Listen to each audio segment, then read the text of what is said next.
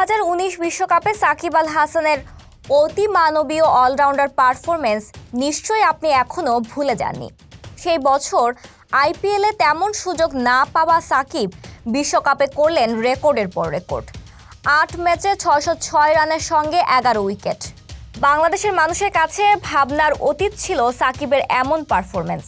5 বছর আগে সাকিবময় বিশ্বকাপটা যদি আপনার মনে থাকে, তাহলে তার পেছনের গল্পটাও আপনার জানা থাকার কথা।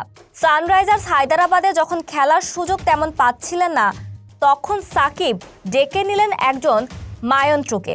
সেই মায়ন্ত্র মোহাম্মদ সালাউদ্দিন। শুধু সাকিব নয়, তামিম ইকবাল, মুশফিকুর রহিমদের মতো তারকা ব্যাটসম্যানদের যে কোনো ক্রিকেটীয় প্রয়োজনে যিনি সহায়। এই বছর বিপিএল এর ঘটনা। সালাউদ্দিনকে বাংলাদেশ জাতীয় দলে কোচিংয়ে না দেখে বিস্মিত হয়েছিল ইংলিশ অলরাউন্ডার মঈন আলী। বলেছিলেন, আমি আপনাদের বলে রাখি, আমার দেখা সেরা কোচদের মধ্যে সালাউদ্দিন অন্যতম সেরা কোচ। আমার অবাক লাগে কেন তাকে বাংলাদেশের কোচ করা হচ্ছে না। আমি জানি না তিনি কখনো বাংলাদেশের কোচ হয়েছিলেন কিনা, আর না হয়ে থাকলে সেটার পেছনে অন্য কোনো কারণ আছে কিনা। তবে আমার চোখে সালাউদ্দিন সেরা 5 কোচদের একজন। কোনো কারণ আছে কিনা নিজের অজান্তেই বড় প্রশ্নটা করে গিয়েছিলেন মঈন আলী। তিনি হয়তো জানতেন না দেশি কোচদের বিষয়ে বাংলাদেশ ক্রিকেট বোর্ডের একটা অ্যালার্জি আছে। কেবল সালাউদ্দিন নন, রাজীব সালে কিংবা আফতাব আহমেদের মতো সাবেক ক্রিকেটাররাও বাংলাদেশের কোচ হওয়ার আশা করেন না। দেশি কোচদের ভবিষ্যতের জন্য তৈরি করার ইচ্ছে অতীতে কখনো দেখা যায়নি। বিসিবি থেকে যখন কোচ নিয়োগের বিজ্ঞপ্তি দেওয়া হয়, তখন এই কোচেরা আগ্রহ দেখান না। দেশিদের চেয়ে বিসিবি যে বিদেশিদের পিছনে ডলার খরচ করতে আগ্রহী, সেটা সালাউদ্দিন, রাজিন, আফতাব তো ভালো করেই জানেন। তবে আসার কথা হচ্ছে, নাজমুল হাসান পাপন সরে যাওয়ার পর যে কটি দাবি নিয়ে বিসিবিতে এখন বেশ সরগরম চলছে, দেশি কোচদের নিয়োগ তাদের একটি।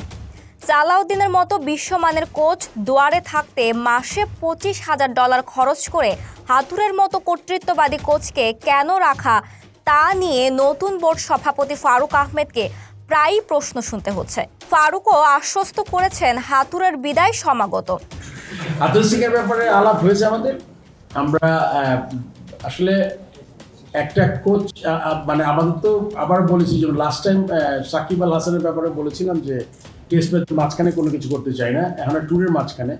মানে আপনি একটা বডি, মানে অটোনমাস বডি অ্যান্ড লাইক কর্তা হয়ে আপনি যে কোনো ডিসিশন নিতে পারেন, বাট আমাদের চিন্তা করতে হবে অন্য জিনিস যাতে ডিস্টার্ব না করি। বাট তারা মানে এই না যে ডিস্টার্ব কোনো সময় করতে পারবো না, তা না। আমরা আমাদের যে বেস্ট হবে এই টেস্ট সিরিজটা যাক, আমরা এটা নিয়ে খুব আলোচনা করছি, সবার মতামত দিচ্ছি, আমরা চেষ্টা করব। এটা তো ওই ইনভেস্টিগেশনের মতোই, যে কতটা ক্ষতি হয়েছে বাংলাদেশ ক্রিকেটের, ওইটা আমরা ভালো করে দেখে তারপর একটা ডিসিশন নেব। আমরা শিওর কিছু একটা দেখতে পারবেন হয়তো নিয়ার ফিউচারে।